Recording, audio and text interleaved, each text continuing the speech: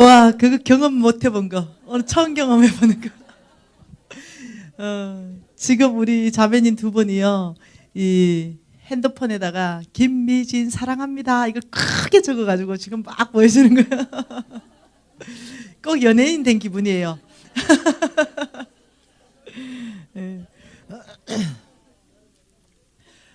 행복한 밤이에요. 네. 네.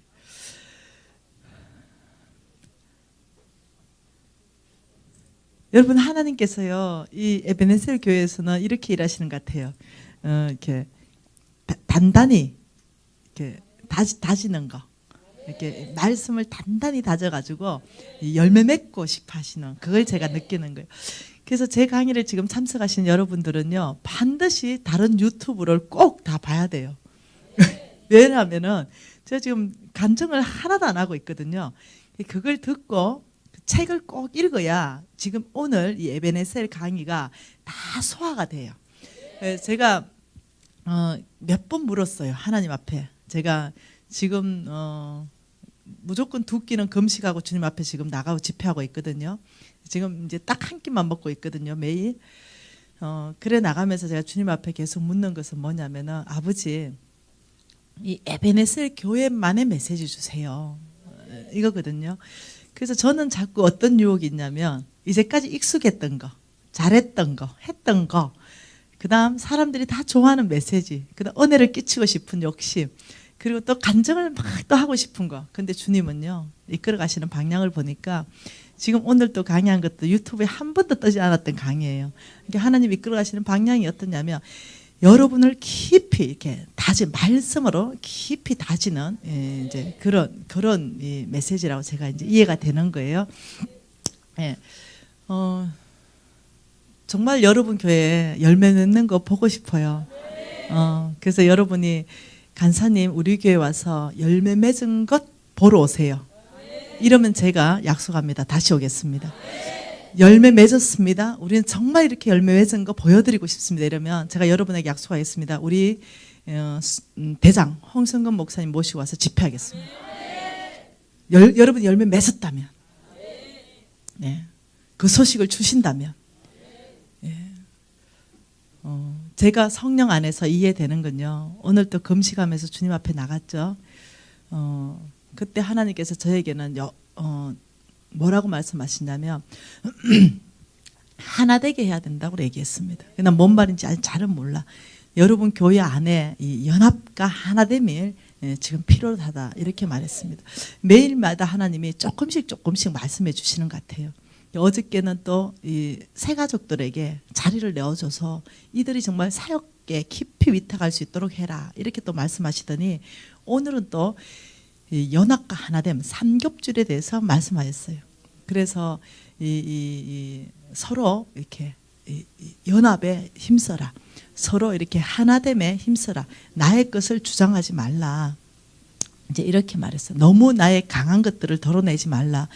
주 예수의 이 하나됨, 성령이 하나된 걸 힘써 지킨 것 지켜라.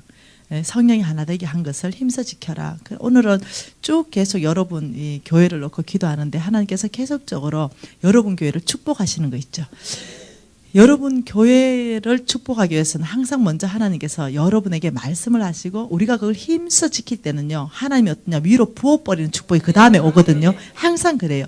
그래서 저는 여러분이 저는 이제까지요, 오늘까지 담임 목사님하고 정말 5분도 얘기한 적 없어요. 따로 식사도 한 끼도 안 했어요. 제가 어디 가면요, 뭐 그 교회 사정이라든가 이런 거 듣는 거 싫어요. 안 들어요. 그래서 저는 어디 집회 가면 단 한 번도 그 교회에 사람들하고 식사 안 해요. 뭔 말 이해되죠? 뭐 이런저런 얘기 듣고 일 안 하고 오직 하나님 얘기 듣고 하나님이 교회에게 하시는 말씀만 하고 싶어가지고 그래서 안 해요. 그리고 또 밥 먹으러 다니면 피곤해. 네, 그래서 이제 안 하고 그냥 계속 주님 앞에 머물러 있는데, 내일은 이제 우리가 이제 네트워크 교회를 하기 위해서 이제 몇 분 목사님하고 좀 식사하는 게 아마 잡혀 있는 걸로 알고 있는데, 이제 그거는 이제 식사를 해야 될 것 같고, 그래서 저는 이제 딱 한 가지밖에 없어요. 왜 밥을 안 먹어요? 이래. 집회할 때 밥 안 먹어요. 네. 좀 배부른 것보다 배고픈 게 훨씬 맑아요. 그래서 안 먹어요. 아마 우리 목사님 잘 아실 거예요. 네. 그리고 집회 끝나면요, 또 폭풍 흡입을 하는 거예요. 그러니까 살이 또 푹 찌고 계속 반복하는 거예요. 네. 그래서 정말 이 집회할 때는 제가 이렇게 금식하면서 전심으로 주의 얼굴을 구할 때마다 감사한 거는 그 교회를 향한 아버지가 최고의 이 메시지를 주신다는 거죠. 내 수준에서요. 내가 할 수 있는 최고의 메시지 말입니다. 그래서 그게 너무 좋습니다. 자, 우리가 지금 계속 이 재정에 대해서 보고 있는데요. 이 재정에 대해서 이 믿음으로 사는 삶, 이거 믿음으로 사는 삶을 살아야 어떻게 된다고요? 재물에 노예되지 않고 재물을 노예로 다스린다. 이렇게 말했잖아요. 그죠? 이 믿음으로 사는 삶이 뭐냐는 거죠. 이 믿음으로 산다는 것은요, 두 가지를 말하는 거죠. 순종하는 삶, 신뢰하는 삶. 이 두 가지가 두 발로 걸어가야 되는 거예요. 이 순종은 내가 할 일입니다. 내가 할 일을 내가 하는 것이 순종이고, 하나님이 하실 일이 이것이 신뢰입니다. 다시 말하면 내가 할 일을 내가 다 하고, 하나님이 하실 일은 하나님이 하셔서 하나님이 약속한 것들을 이뤄내신다는 거죠. 어떤 사람은요, 이렇게 말합니다. 순종은 안 해요. 하나님만 신뢰해요. 순종은 안 해. 그러니까 이 사람을요, 광신자라 그럽니다. 순종을 안 하는 사람, 하나님만 신뢰하는 사람. 이 사람은 이런 농부입니다. 자, 이 지금 A라는 밭이 있고 B라는 밭이 있어요. 이 사람은 둘 다 농사꾼인데 이 사람은 예수도 안 믿어. 근데 이 사람은 예수를 무지 잘 믿어. 근데 강신자인 거예요. 광신자. 자, 광신자의 정의를 요한 웨슬리는 이렇게 했습니다. 바람직한 목적은 있으나 합당한 수단을 사용하지 않는 사람. 이걸 이제 광신자로 정의했습니다. 농부에게 바람직한 목적은 뭡니까? 풍성한 수확. 이게 바람직한 목적이죠. 그러면 합당한 수단은 뭡니까? 겨울 내도록 굳어있는 땅을 농기구를 가지고 다 갈아엎어가지고 씨를 심고 또 때가 되면 잡초를 뽑아주고 물을 논에 대주고, 이게 합당한 수단이죠. 근데 요한이 지금 순종하지 않는 거, 이 지금 내가 할 일을 하지 않는 거, 이게 강신자인 거야. 이게 풍성한 수확을 기대하고 농사를 짓는데, 이 지금 A라는 사람은 전능하신 하나님을 찬양하는 거예요. 무에서 유를 창조하신 하나님을 찬양하는 거예요. 그리고는 어떻게 하냐면 늘 땅밟기만 해.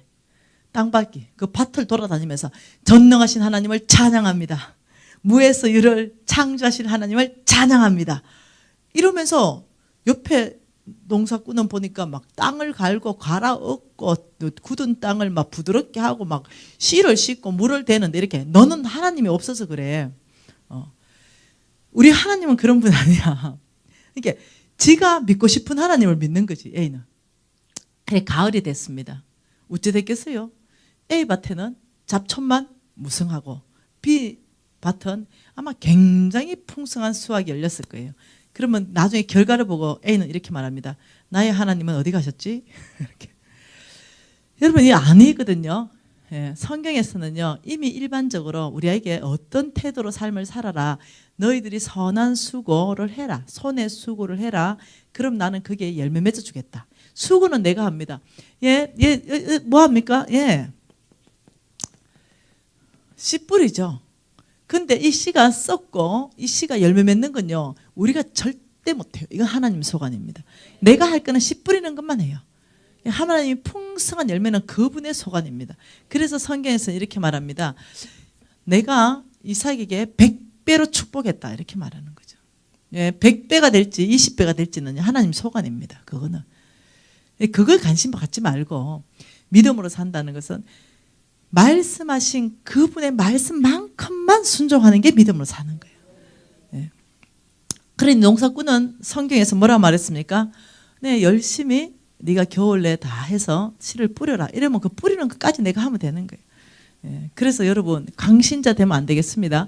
근데 우리는 쏙습니다. 이런 사람, A라는 A 같은 이 사람 보면은 우리 어떻게 합니까? 믿음이 굉장히 좋은 사람으로 착각합니다. 이런 사람이 교회에서 주름 잡고 있어. 이런 사람이 교회를 휘짓고 다니는 거야. 광신자들이. 그리고는 어떻게? 네, 교회를 다 깨버려. 왜? 신령한 척 보이기 때문에. 이런 사람 보면 굉장히 신령해 보이거든. 이런 사람이 기도하고 뭔가 음성 들었다면 목사님 다 제껴놓고도 그 음성 따라가. 이런 사람들은 위험한 사람들이에요. 여러분, 믿음으로 산다는 것은 이런 사람, 광신자를 얘기하는 게 아니야. 정말 믿음으로 산다는 것은요, 믿음은요, 감정적인 게 아니에요. 지극히 이성적입니다. 네, 지극히. 네. 그래서 여러분이 이런 사람들이 항상 교회를 해방한다는 사실을 알아야 돼. 이런 사람들이 아주 말씀대로 철저하게 준행하고 사는 사람들 보면은 이렇게 말하지. 아유, 쟤는 믿음도 없어. 이렇게 얘기해. 그렇지 않죠. 네. 그래서 여러분, 이런 사람들은 예, 서로가 주의해서, 야, 너 하나님이 좀 이끌어줘야 돼. 오히려 너무 신령한 척하는 이런 사람들 오히려 좀 이끌어줘야 돼. 너 말씀 먼저 좀 읽자 우리가. 이 얘기. 근데 이런 사람들 때문에 교회가 깨지거든. 그래서 그래. 예. 이제까지 교회 역사에서 이런 사람들이 교회를 다 깨놨어. 광신자들. 바람직한 목적은 가지고 있으나 합당한 수단을 사용하지 않는다. 이러면 안 된다는 거예요. 우리는 이런 사람, 예수 잘 믿고 씨 뿌리면 더 풍성한 수확이 있겠죠. 네, 우리는 예, 하나님이 말씀하신 거 우리는 순종하는 사람 될 거예요. 네. 예수님이요, 10명의 문둥병자를 모았어요. 10명의 문둥병자를 예수님이 모은 게 아니고 10명의 문둥병자가 예수님에게 왔죠. 그러니 예수님이 이렇게 말합니다. 그 문둥병자한테, 이제 너희들은 가라. 성 안에 들어가서 너의 몸을 보이라. 제사장에게 보이라. 이러는 거예요. 여러분, 문둥병자들이 성 안에 못 들어가거든요. 성 안에 들어가면 맞아 죽어요. 돌로 쳐 죽이는 게 그 나라의 풍습이었습니다. 그런데 지금 문둥병자에게 성 안으로 들어가서 제사장에게 몸을 보이라. 이렇게 얘기했단 말이에요. 여러분이 저가 그 10명의 문둥병자라고 생각해 보자는 거죠. 이 10명의 문둥병자로 생각해 본다면, 아, 깝깝한 거죠. 왜? 문둥병이니까. 아직까지 문둥병이야. 아, 좀 고쳐주시지. 아니, 예수님 좀 고쳐주세요. 근데 문둥병이 그대로 있어. 손가락도 하나 떨어져 보고 없고, 코도 문드러져 없고, 눈도 하나 문드러져 없고, 귀도 하나 문드러져 없는 문둥병이 그대로 문둥병인데, 성 안에 어째 갑니까? 지금 내가 이 문둥병인데 성 안에 들어가기 전에 입구에 돌로 다 맞아 죽는다니까요. 제사장님은 지금 성 안에 사시는데 그 안에 못 들어간다니까요. 예수님요, 제발 좀 내 몸부터 일단 좀 고쳐놓고 성 안에 들어가라 하세요. 이렇게 반응하는 사람이 있을 거예요. 네. 왜? 여전히 문둥병이니까. 예수님이 성 안에 가서 제사장에게 내 몸을 보이라 얘기했을 때 예수님은 어떠한 분입니까? 완벽하게 선하신 분. 자, 그러면 그 문둥병인 채로 성 안에 들어갈 수 없다는 걸 아시는 분. 그 성 안에 문둥병인 채로 들어가면 돌로 맞아 죽는다는 걸 아시는 분. 그분이 성 안에 들어가라면 어떤 일이 일어날까? 순종하면 고쳐지겠죠. 당연하겠죠. 근데 우리는 그분의 일하시는 방법, 그분의 성품을 신뢰하지 못하는 거야. 그래서 어떠냐면 환경을 바라보는 거지. 지금 나의 환경이 문둥병이야. 이거 안 돼. 성 안으로 갈 수가 없어, 절대. 왜? 문둥병이니까. 맞아 죽을 거니까. 두려우니까. 무서우니까. 겁나니까 못 가. 끝까지 남아있어. 뭐, 주님 좀 고쳐주세요. 이것부터 고쳐주세요. 근데 성경에서요, 하나님이 능한 일을 행하실 때는요, 결과를 말씀하신 적이 없대. 뭔 말 이해돼요? 항상 우리의 순종을 먼저 요구하신 분이에요. 예. 그런데 이 문둥병자는요, 몽땅 10명이요. 막 하고 있어, 성 안으로. 그 예수님이 깜짝 놀랐죠. 왜? 분명히 이게 순종할 문둥이도 있고 순종 안 할 문둥이도 있을 것 같았는데 10명이 다 순종해 가. 그래 예수님 급해졌죠. 뭐 가는 중에 다 고쳐버렸어. 이해됐어요? 아마 2명 남아있어서 2명 빼고 8명이 고침받았을 거예요. 아마. 이해되나요? 다시 말하면 밤새도록 수고해서 고기를 못 잡은 베드로에게 예수님이 이렇게 말합니다. 너 깊은 곳에 가서 그물을 한번 내려봐라. 여러분, 베드로는요 어부거든요. 그리고요 그 바다에요 완전 그냥 잔뼈가 굵은 사람이라니까요. 그리고 밤새도록 수고했는데요. 무슨 그 깊은 데 그물을 안 내려봤겠습니까? 깊은 곳, 얕은 곳, 동서남북 이곳 저곳 다 해봤는데 거기가 없는 거야. 그리고 그물 손질하고 있는데 예수님 나타난 거지. 새벽에 너 깊은 곳에 가서 그물 내려봐라. 그래. 베드로가 속으로 아마 이랬을 거예요. 아이고 목수인 예수님이 이 바다 물속을 어찌 알겠노. 핫다 속이 터지고 막 내가 밤새도록 수고해서 얻은 게 없는데 우리 예수님이 참 뭘 알고 또 지금 깊은 곳에 가라니까 물때가 안 맞는데 참말로 모르겠네. 오늘은 물때가 아닌데 오늘은 물때가 아니야. 오늘은 거기가 없는데 내가 깊은 곳에 어젯밤에 내려봤는데 별 생각을 다 했을 거예요.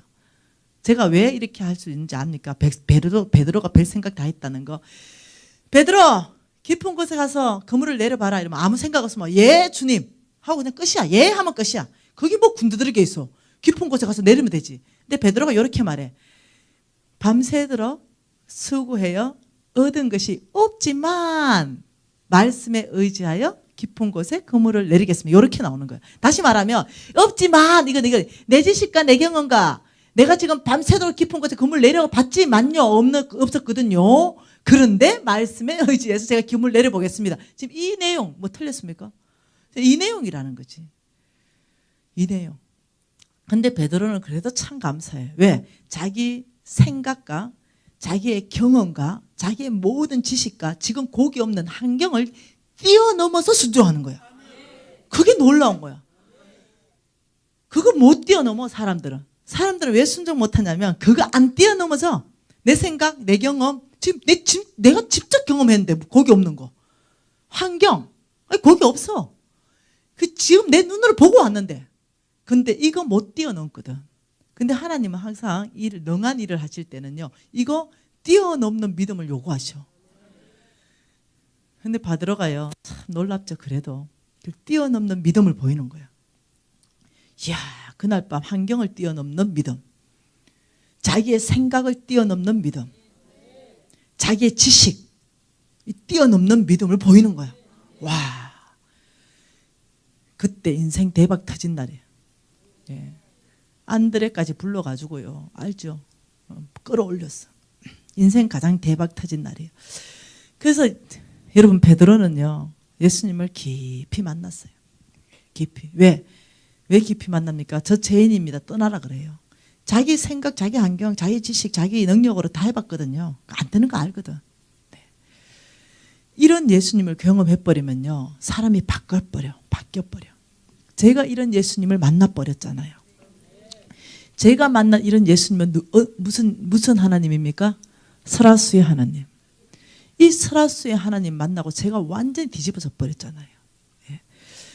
여러분 이렇게 하나님을 경험하게 되면요 어떤 일이 일어나냐면 믿음으로 사는 삶 안에 하나님을 순종한다는 건 세 가지 다 뛰어넘어야 돼. 내 모든 걸 환경을 초월해야 돼.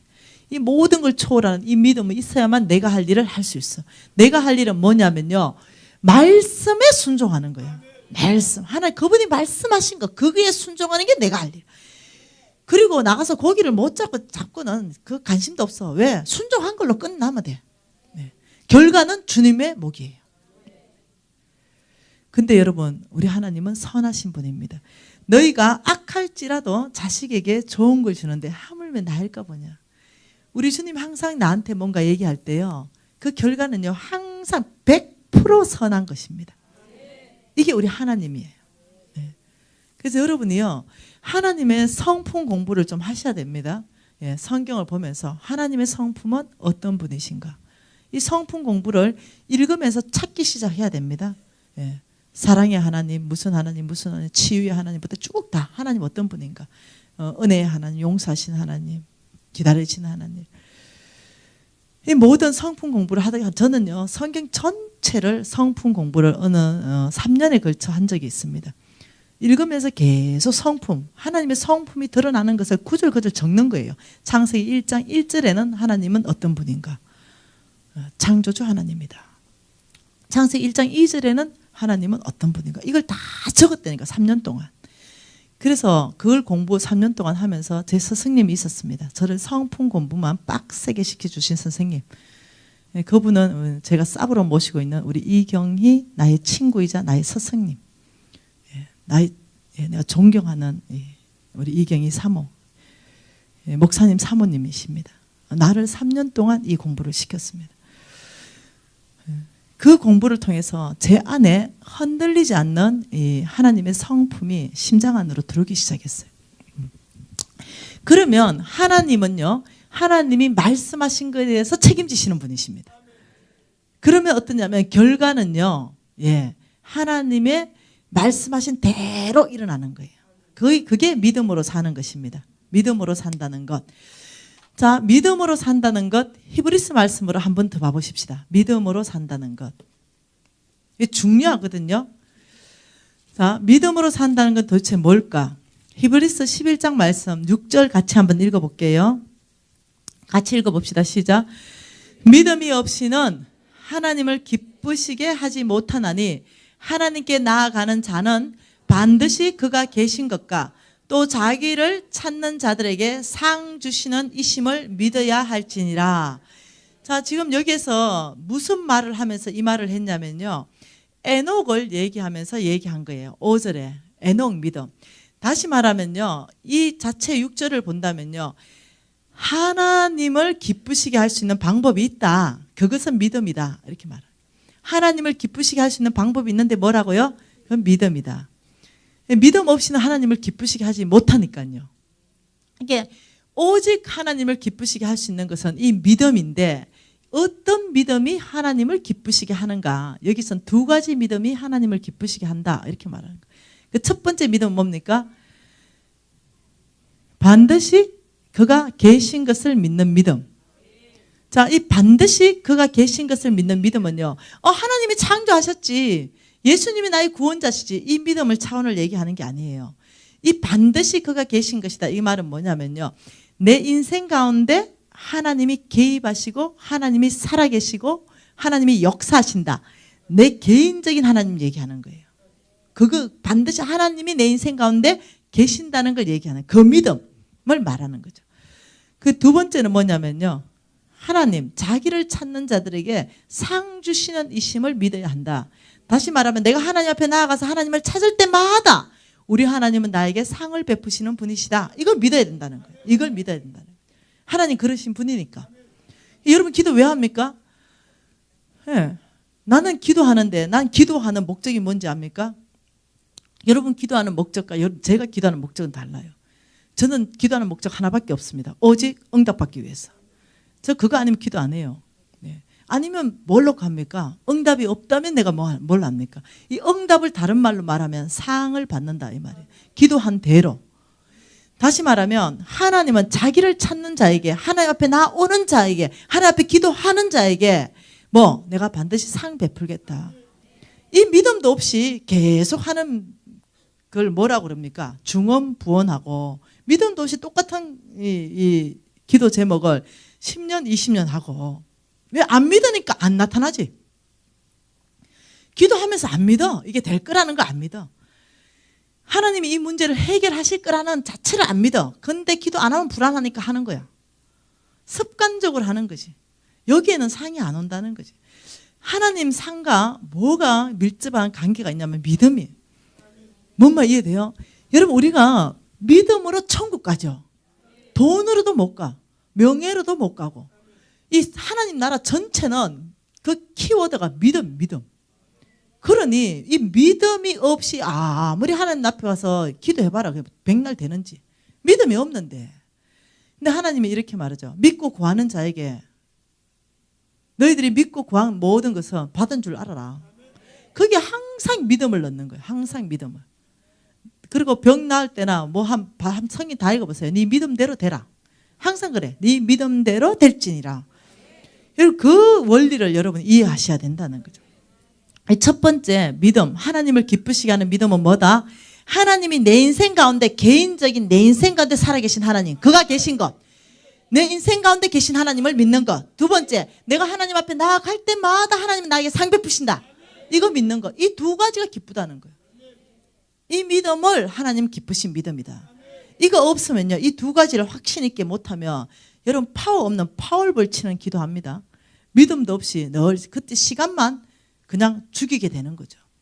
여러분, 여러분의 모든 기도가 하나님의 뜻 안에 있다면 하나님은 그것을 상으로 베푸실 거예요. 누구 좀 죽여주세요. 이건 뜻 안에 없는 거잖아. 내가 쟤 미워 죽겠는데 아버지 내 쟤 좀 사랑할 수 있는 마음 좀 주세요. 이거 뜻 안에 있는 기도잖아. 뭐가 하나님의 뜻 안에 있고 뭐가 하나님의 뜻 밖에 있는 기도인지 구분되죠? 예.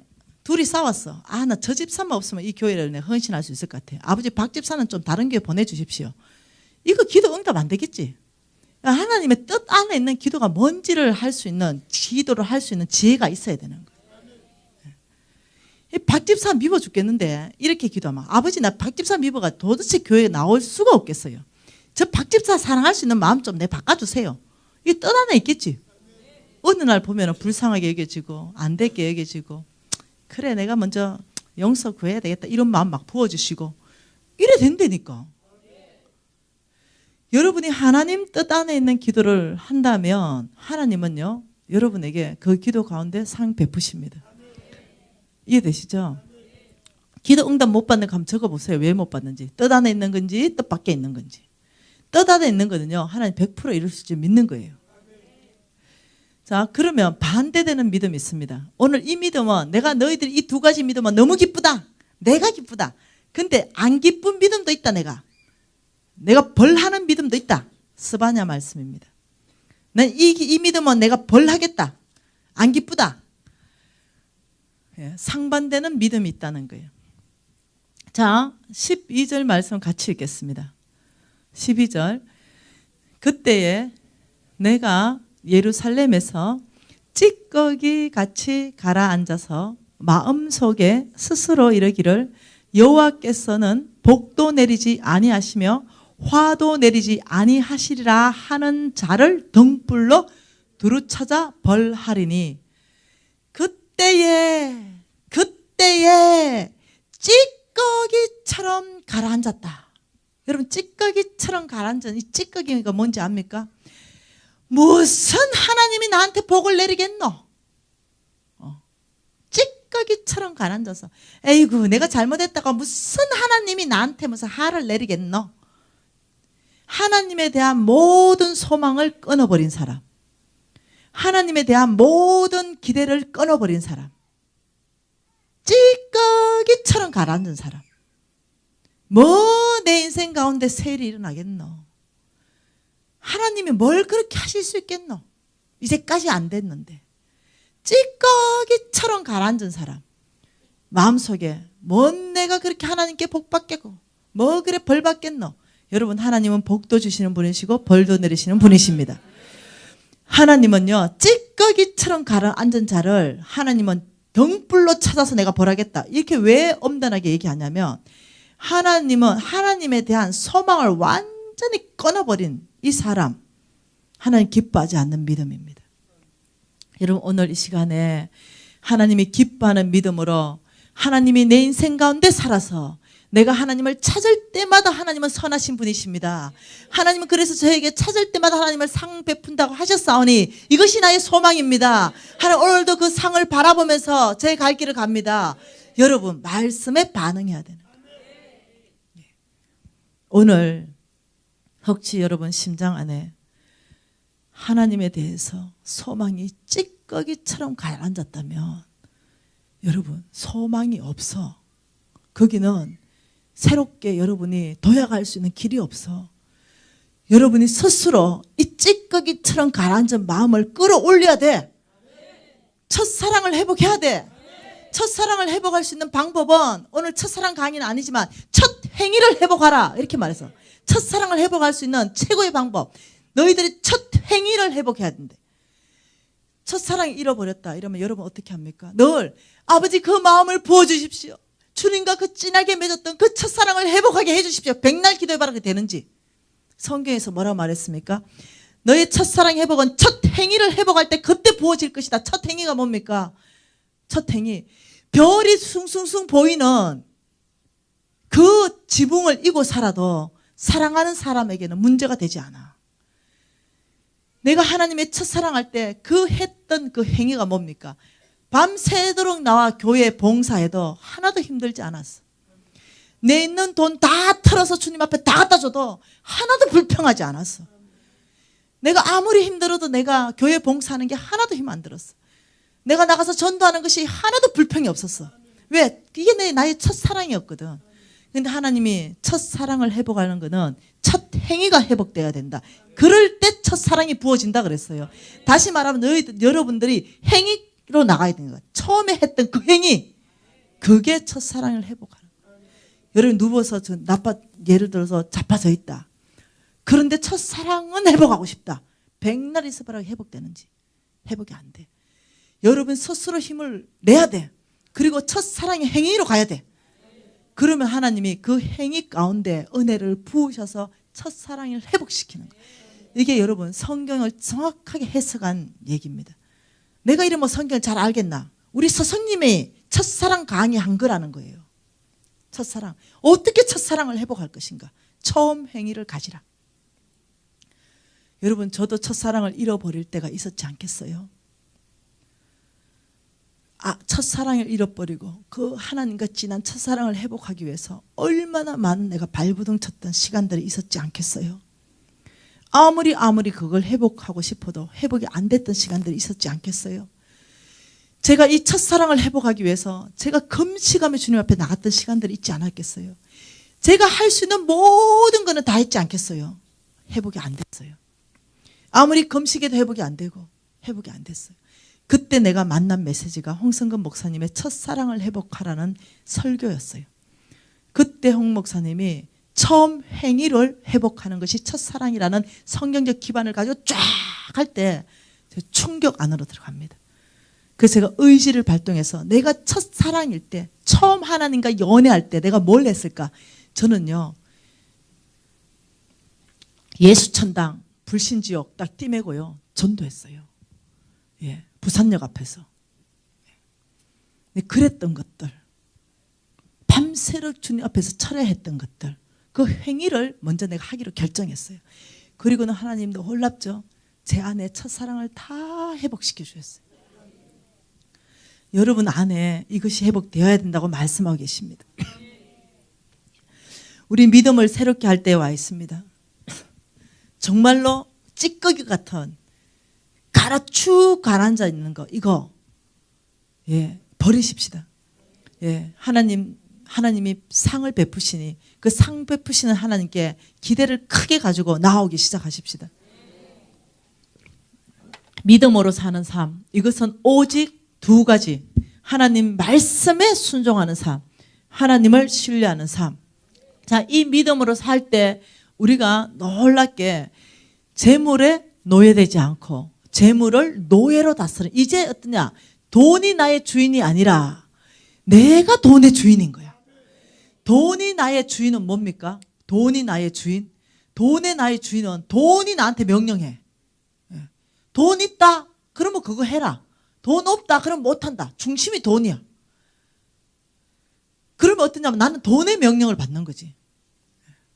근데 그게 아니야. 내가 돈에게 명령하는 거지. 너는 가서 예를 들면 아프리카 가서 우물이 되라. 이러면 내 명령을 받고 아프리카 가서 그 돈은 우물로 바뀌어서 어떻게 하나님 나라에 생수를 공급해서 애들의 생명을 살려야 돼. 오히려 내가 돈의 주인이 돼서 내가 일 시켜야 돼. 돈에게. 너는 이 일을 하고 너는 이 일을 해라. 너는 우물 되고 너는 선교사의 밥이 되고 너는 선교사의 차가 되고, 내가 오히려 돈을 명령해서 내가 할 수 없는 그것을 돈을 가지고 일시켜서, 여러분 우물 어떻게 하려고 생수를 몇만 명 보내면 그 아프리카 아이들 다 먹일 수 있겠노? 못하잖아. 힘들잖아. 근데 어떻게 우물 하나 딱 파놓으면 수만 명을 먹이겠죠. 끊임없이 생수가 나오겠죠. 그게 돈이 나의 명령을 받아서 우물이 되어 있는 거. 이건 내가 돈을 명령해서 파송하는 거지. 교회 사역도 마찬가지입니다. 돈이 없어서 못한다. 이렇게 한다면 안 된다는 거야. 돈이 없어서 못한다 이러면 중심이 돈인 거야. 돈. 돈이 교회에 돈 없다 그럼 우리가 뭐 한다. 돈 있다 그럼 하자. 그럼 교회 주인이 하나님입니까? 돈입니까? 이게 돈이야. 돈. 돈이 중심에서 명령하는 거야. 유치부, 유년부, 소년부 이런 아이들은 원래 지출 구조에 있는 아이들이에요. 이때는 돈을 투자해서 이 아이들의 믿음을 성장시켜야 돼요. 그런데 뭔 프로그램 한번 하려니까 돈이 한 100만 원 정도 드는 거야. 그러면 어떻게 해야 됩니까? 교회 재정이 없는 거 뻔히 아는데. 근데 하나님께서 기도하면 이 프로그램 100만 원 드는 걸 하라고 말씀하시는데 이때 어떻게 해야 돼요? 먼저 그 유치부나 소년부나 영아부를 섬기는 선생님들이 이 100만 원을 우리가 먼저 헌금해서 우리가 이걸 좀 하자. 먼저 헌신해야 되겠죠. 그 10명이 있다. 5명이 있다. 만 원, 2만 원, 3만 원씩 내서 최소한 내가 만들 수 있는 게 우리가 50만 원이면 교회에다가 얘기할 수 있겠죠. 우리가 먼저 헌신했습니다. 이 나머지 부분 좀 도와주실 수 있겠습니까? 함께 나가는 거죠. 근데 교회에 무조건 가서 교회에서는 돈 없다. 이거 하지 마라. 이것도 문제야. 하나님은 이 프로그램 하라 그러는데 그럼 뭐라 해야 됩니까? 그렇군요. 예산이 지금 없는데 이걸 놓고 우리가 기도하십시다. 힘을 합해서 우리가 이걸 어떻게 하는지 우리가 먼저 헌신합시다. 이래가 해내야 되겠죠. 하나님 지금 하라잖아 지금. 하나님이 지금 그 유치부 애들 믿음을 주기 위해서 이 프로그램 해야 된다잖아. 그러면 해내야지. 뭐 내가 헌신했으라도 해내야 되지. 근데 돈이 예산 있다? 예산 없다. 그 예산 없으니까 그거 하지 마시오. 이거는 지금 누구의 명령? 하나님은 지금 해라 하니까 이 프로그램을. 그럼 돈이야 돈. 여러분 하나님은요. 하나님의 교회에 주인 되고 싶어 하십니다. 오직 하나님만 주인 만드셔야 됩니다. 그래서 믿음으로 사는 것은 하나님 음성 듣고 사는 삶이라고 그랬죠. 하나님 말씀 따라가는 삶이라고 그랬죠. 그러니 모든 일에 기도하고 음성 듣고 말씀 듣고 하나님이 명령하셨다면 돈이 문제가 아니라 그 명령을 받잡기 위해서 내가 할 수 있는 최선의 이 헌신을 해가면서 그걸 이루어 들여가는 길을 가야 된다는 거예요. 교회 공동체는 그런 겁니다. 우리가 최선을 다해서 해가는데도 돈이 모자랄 때는 어떻게 기다렸다가 돈이 채워지면 그걸 또 하면 되겠죠. 네. 근데 돈이 없다, 못한다 이건 아니라는 거죠. 네. 주인을 바꾸지 말라. 지금 도저히 예산이 안 되면 그러면 어떻게 해요? 그 예산을 가지고 하나님 앞에 금식하며 부르짖고 기도하면서 그걸 해내야 되겠죠. 왜? 미션이 주어졌기 때문에. 예. 여러분 믿음으로 사는 사람 이게 뭐냐면은 두 번째 파이프라인입니다. 두 번째 파이프라인.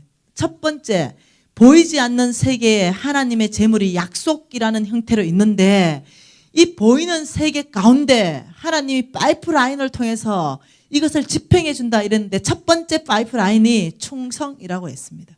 그 두 번째 파이프라인이 뭐라고요? 믿음으로 사는 사람. 이 두 번째 파이프라인입니다. 자, 그러면서 하나님께서는요, 저희들에게 보이지 않는 세계 안에 하나님의 약속을 우리의 소유를 만들어주고 싶어 합니다. 우리의 소유되게 하셔서 온 땅에 하나님의 나라를 확장하는데 저와 여러분을 쓰시기를 원하시는 거예요. 그러면서 하나님께서 이렇게 말합니다. 내가 만들어가는 거룩한 부자는 따로 있다. 아무나 내가 거룩한 부자로 만들어가는 것이 아니다. 충성된 사람, 믿음으로 사는 사람. 이 사람은 내가 만들어가는 거룩한 부자이다. 나는 나에게 이 성부가 필요하다. 성부. 이 성부들은 두 가지를 제거하라. 만몬을 제거하라. 두 번째, 속부를 제거하라. 여러분 어제 만몬을 제거했습니다. 맞나요? 예, 오늘은 속부를 제거할 거예요. 무엇이 속부인가? 여러분이 정말 하나님이 주시는 이 재물을 여러분이 다루기 위해서는 여러분 안에 이 속부의 요소들을 이제 없앨 거예요. 속부의 정의는 누가복음입니다. 12장입니다.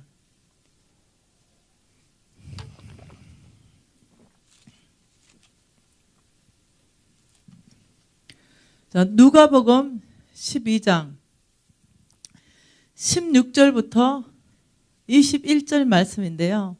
우리가 같이 읽겠습니다. 또 비유로 그들에게 말하여 이르시되 한 부자가 그 밭에 소출이 풍성하매 심중에 생각하여 이르되 내가 곡식 쌓아둘 곳이 없으니 어찌할까 하고 또 이르되 내가 이렇게 하리라 내 곡간을 헐고 더 크게 짓고 내 모든 곡식과 물건을 거기에 쌓아두리라 또 내가 내 영혼에게 이르되 영혼아 여러 해 쓸 물건을 많이 쌓아두었으니 평안히 쉬고 먹고 마시고 즐거워하자 하리라 하되 하나님은 이르시되 어리석은 자야 오늘 밤 내 영혼을 도로 찾으리니 그러면 내 준비한 것이 누구의 것이 되겠느냐 하셨으니 자기를 위하여 재물을 쌓아두고 하나님께 대하여 부여하지 못한 자가 이와 같으니라 이렇게 말했어요. 자, 여기에서 속부의 정의가 나옵니다. 그죠? 이 속부의 정의를 두 가지를 말하는데 이 속부의 정의 첫 번째가 뭡니까? 지금 첫 번째 21절입니다. 이 속부의 정의 두 가지. 첫 번째 21절 뭐라고요? 시작. 자기를 위하여 재물을 쌓아두고 하나님께 대하여 부여하지 못한 자. 다시 말하면요.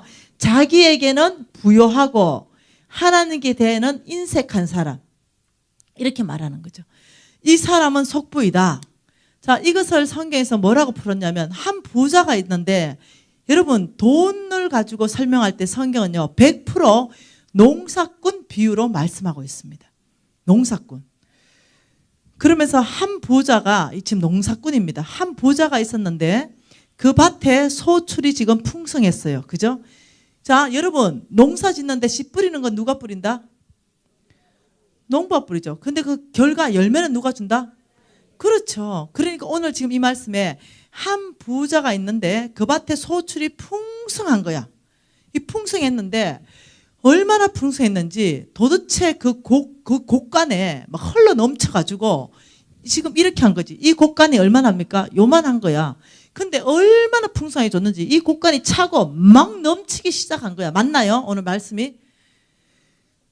또 내가 이렇게 하리라. 내 곡간을 헐고 더 크게 짓고 내 모든 곡식과 물건을 거기에 쌓아두리라. 왜? 내 곡식 쌓아둘 곳이 없으니 어찌할까? 엄청나게 하나님께서 열매를 많이 줘가 곡식 쌓아둘 곳이 없으니 어찌할까? 고민하는 거 고민. 그래가지고 고민 방법이 뭐냐? 곡간을 헐어버리자. 이거 부셔버리고 엄청난 큰 창고를 지어가지고 여기에다가 곡식을 차곡차곡 지어놓고 그 다음 내 영혼아 여러 해 동안 먹고 마시고 즐거워하자. 맞나요? 이렇게 했다는 거죠. 이렇게. 그러니까 하나님이 질문합니다. 이 지금 농부에게. 하나님은 이러시되 어리석은 자야 오늘 밤 내 영혼을 도로 찾으리니 너 오늘 밤 죽는다. 그러면 네 준비한 거 이 큰 창고의 것 다 이거 누구 것 되냐? 지금 이 질문한 거. 여러분에게 질문하는 거예요. 지금. 똑같은 질문입니다. 이 질문은 그 부자에게만 질문하는 게 아닌 거죠. 내 하나님 여호와를 기억하라. 그가 내게 재물 얻을 능력을 주셨습니다. 예, 그분이 재물 얻을 능력을 줘서 우리에게 아파트 줬어요. 5억짜리 아파트 줬어. 미안. 여기 촌이니까 3억짜리. 3억짜리 아파트 줬어. 그럼 우리 아파트 샀지. 너무 기분 좋았어. 또 3억 줘. 그럼 또 아파트 사. 뭐 하노? 이러면 아들 준다고요. 또 3억 주면 또 아파트 사. 뭐 한대? 딸 주는데. 그 또 3억 주면 또 아파트 사니? 또 많은데 이렇게 노후 대책 아닙니까? 자기만을 위하여 준비하고 또 준비하고 쌓고 또 쌓고 하는 그걸 지금 농사꾼의 비유로 말씀하고 있는 거죠. 그러면서 하나님이 너 그렇게 사는 그 김근사 너를 위해서 쌓고 또 쌓고 작은 창고 부셔보고 큰 창고 짓고 또 하는데 네 5채 아파트 사놨는데 네 오늘 밤 죽는단 말이다. 그러면 네가 준비한 아파트 5채 지금 누구 것 되냐? 지금 이 질문 심각한 질문을 하고 있는 거죠. 자, 속부의 정의가 뭐라고요? 자기에게 부여하고 하나님께 인색한 사람. 넘치는 거 이거 하나님이 왜 준다고? 내가 네 얘기했죠. 넘치는 거 하나님이 왜 넘치게까지 준다고요? 내 창고는 요만큼인데 성빈에게 줘야 한다. 성빈. 하나님의 부르심 받은 성빈. 여기 줘서 그 사람들이 잃어버린 영혼을 돌이킬 수 있도록 사역할 수 있도록 사역비를 줘야 된다고요. 그런데 이거 몽땅 먹어보려고 이 창고 짓고 더 큰 창고 하니까 하나님 바로 질문이 나오는 거야. 네 창고만 내가 꽉 채우면 이거 먹으라 그랬지. 엄청나게 넘쳐서 내가 쏟아붓는 거는 성빈에게 옮겨놓고 그들이 하나님 나라 세우라 했는데 너 네 창고 부셔버리고 그거 다 몽땅 넘치는 것까지 먹으려고 이 큰 창고를 네가 짓겠느냐? 너 오늘 밤 죽는다. 너가 이렇게 하는 모습은 하나님께 인색하고 니한테만 쌓고 또 쌓고 니만 부유한 삶이다. 너 죽고 싶지? 지금 이 말입니다. 아이고, 이 보통 얘기가 아니거든요. 죄송해요. 제가 이치다다 잘렸잖아. 예. 난 남의 말이 아니야. 남의 말이 아니야. 이딴 짓 했잖아, 내가. 여러분한테 물어보는 거야. 그 하나님께 인색하고 자기만을 위해서 그놈의 아파트를 사고 또 사고 또 사고 해가 5채를 샀어. 그거 김건사 죽는다니까, 오늘 밤에. 그러면 그 5채 누구 거 되냐? 지금 이 질문이에요, 이 질문. 그러면 여러분이 이렇게 생각할 거야. 아들 내미 거니까 아들 앞으로 갈 거고 딸 앞으로 갈 거고 뭐 이럴 거다 생각하는데 그게 착각 아니겠어요? 착각. 그게 아니고 우리 생각에는 내가 죽으면은 이 재산은 당연히 자식한테 가겠지. 내가 죽으면 아니면 법적 상속이 내한테 가겠지 하지만요. 말씀에는요. 절대 그런 일은 안 일어난다는 거예요. 하나님께 인색하면서 네가 부유하게 쌓은 이거는 내가 재물을 옮기겠다 이렇게 말하는 거예요. 이게 보통 일이 아니라니까. 그게 욥기 27장 말씀 안에 있다는 거예요. 여러분 욥기 27장을 이해하기 위해서는 미가서 말씀을 이해해야 되니까 그냥 들으세요. 이 욥기 27장에 13절에 악인이 하나님께 얻은 분깃과 포악자가 전능자에게 받은 산업이 이것이다 이렇게 하는데 성경에서는요 속부를 악인으로 표현하고 있습니다. 자, 이 16절 17절 같이 읽을게요. 그가 비록 은을 티끌같이 샀고 의복을 진흙같이 준비할지라도 그가 준비한 것은 의인이 입을 것이요 그의 은은 죄 없는 자가 차지할 것이다. 이때 그가를 뭐냐면 악인, 속부를 말하는 거예요. 그가, 속부가, 악인이 은, 보석을 티끌같이 샀고 의복을 진흙같이 준비할지라도 속부, 악인이 준비한 것 누가 입는다? 누가 입는다? 지금 이 속부 재물 하나님이 지금 누구한테 준다고 지금 얘기하고 있죠. 자, 지금 이 속부의 재물 취해서 지금 누구 준다? 의인 주겠다. 지금 이 말입니다.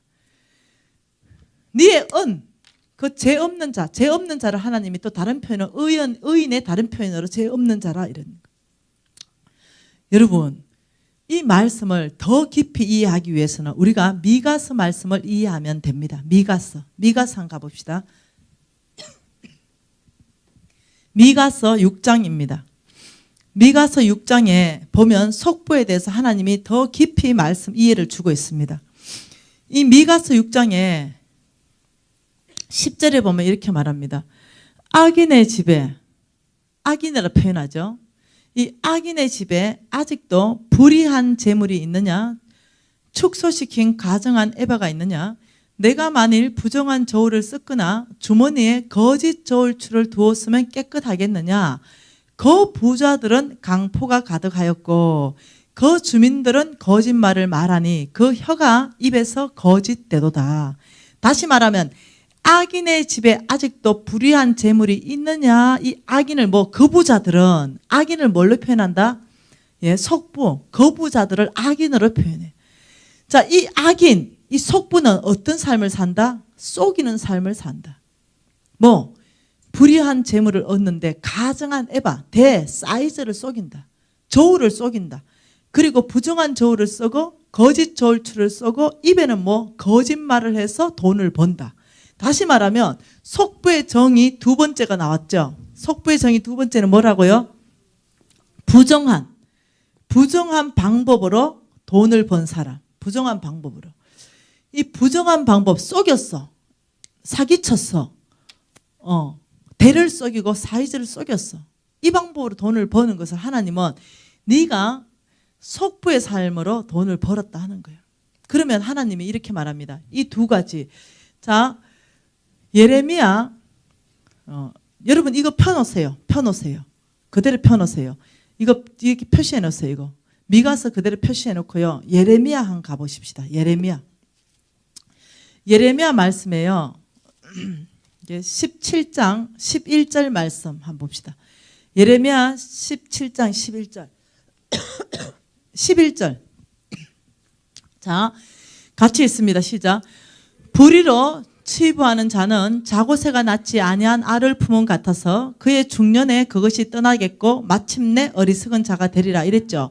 이 자고새는 뭐냐면요, 자기가 낳지 않는 알을요 다 품어서 부화를 시켜요. 그럼 이 아이들이 깨어나서 우름마가 아니네 하고 자고새를 다 떠나버려요. 이게 자고새예요. 이것을 현대인의 성경어로 그대로 번역한 걸 제가 읽어드릴게요.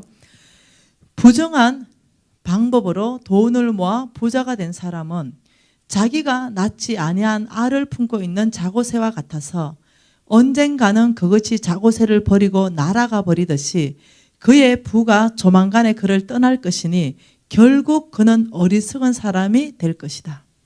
여기서 하나님이 경고하는 게 뭐냐면요, 부정한 방법으로 돈을 모아 부자가 된 사람은 결국 어떻게 그 모든 재물이 떠날 것이다. 하나님이 이렇게 경고하시는 거예요. 자, 이 경고를 여러분, 자, 미가서에서 다시 보십시다. 미가서 6장으로 다시 오십시오. 중요한 얘기입니다. 그래서 속부에 대한 정의는 두 가지입니다. 시작.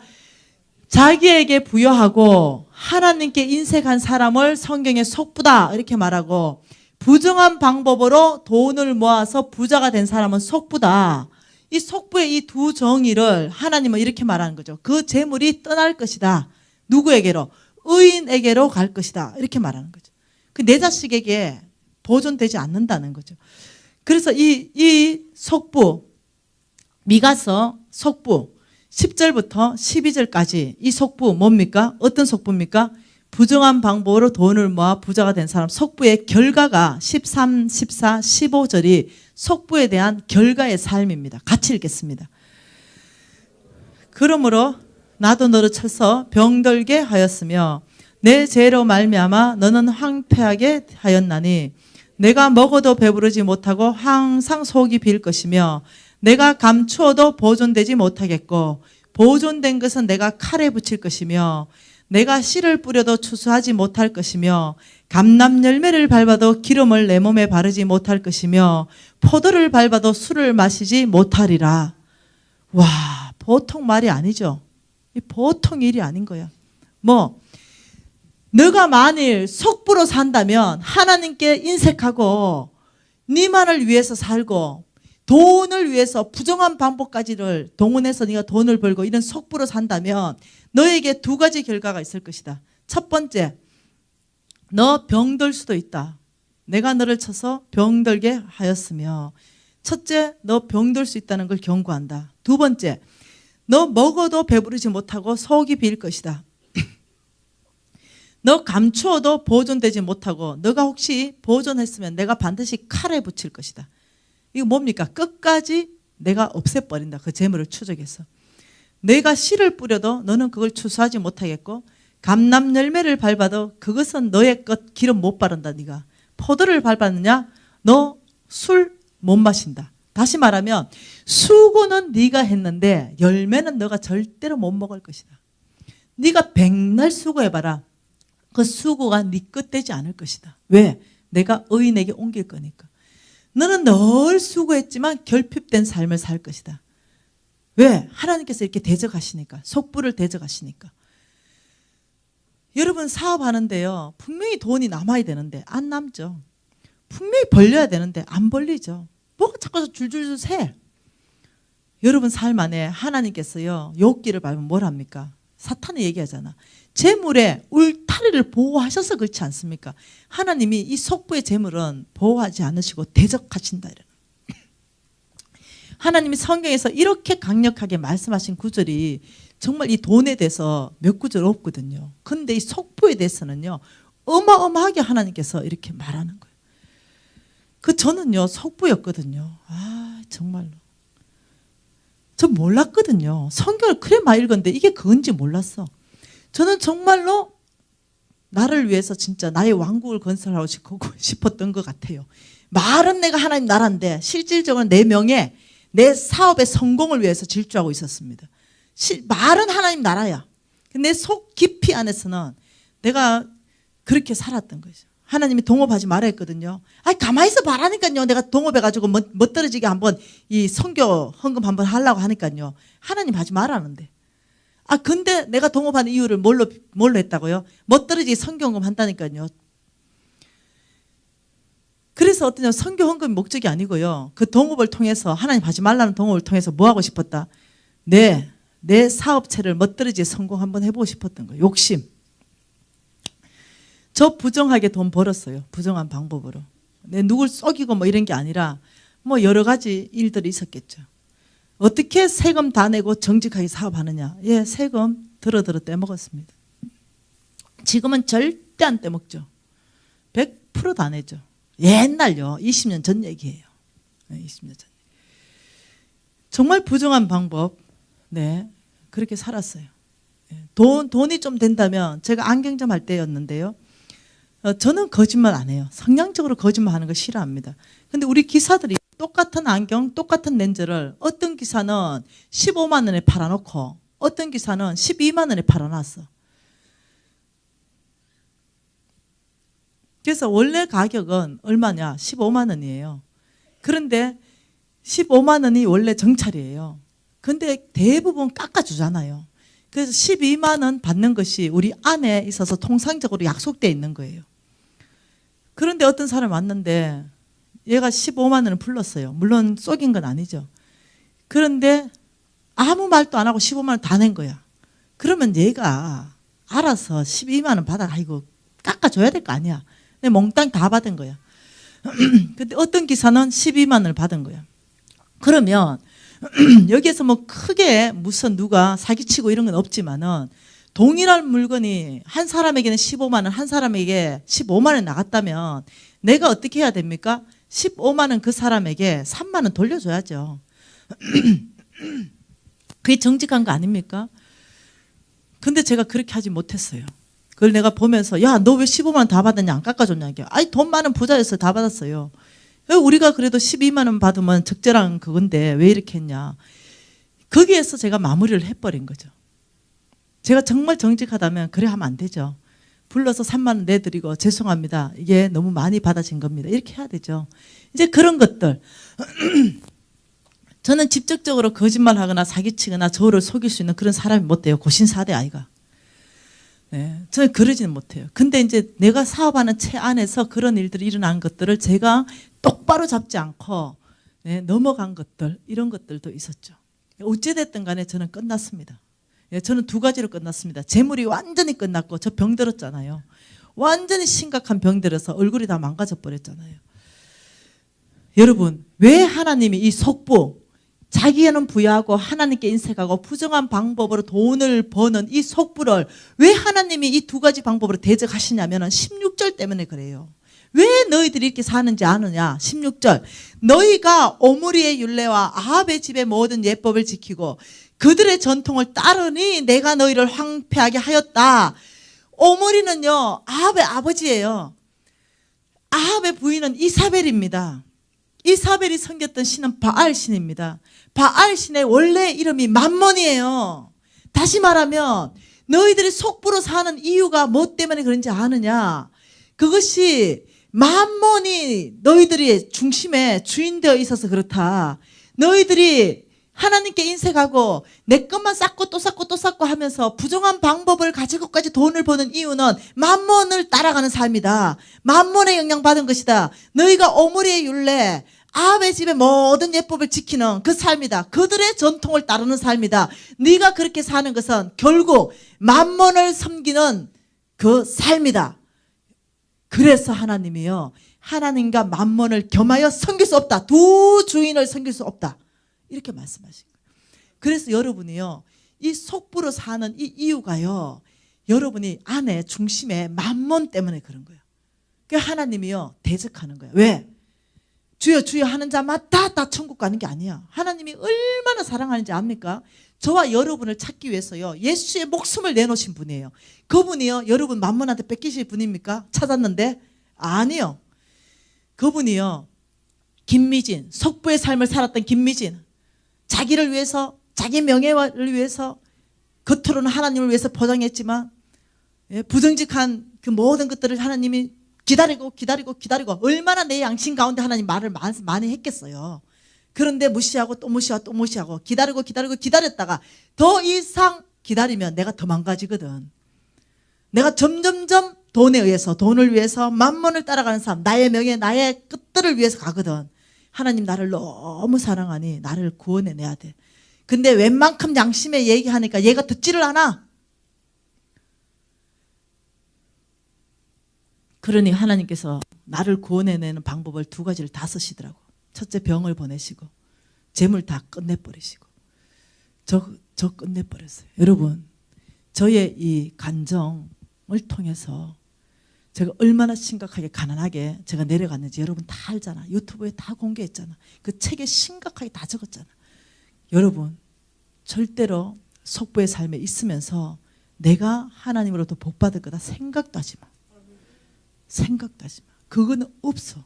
왜? 만몬을 따라가기 때문에 없는 거예요. 하나님이요, 여러분과 저를 가만 안 둬. 왜?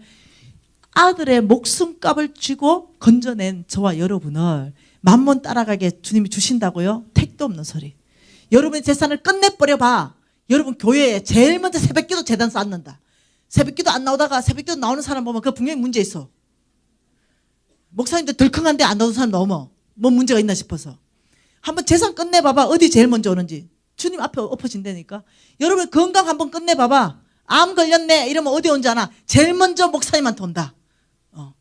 목사님 기도 좀 해주세요. 제가 오늘 병원 가니까 암이라네요. 돈도 필요 없어 그때 되면. 그래가 목사님 또 기도해가 암을 또 다 나서주네.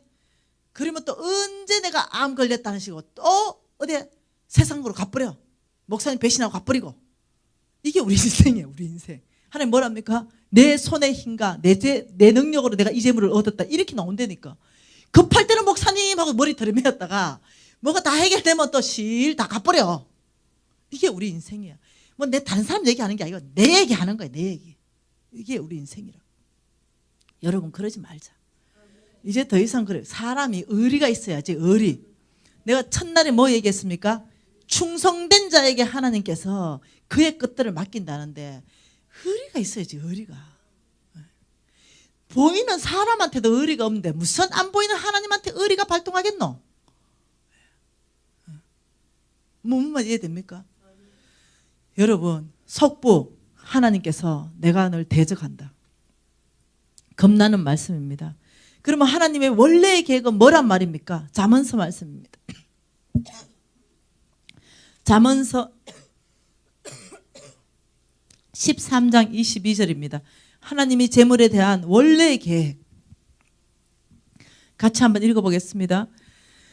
선인의 그 산업은 자자손손에게 끼쳐도 이때 이 선인은요 성부를 얘기하는 거예요.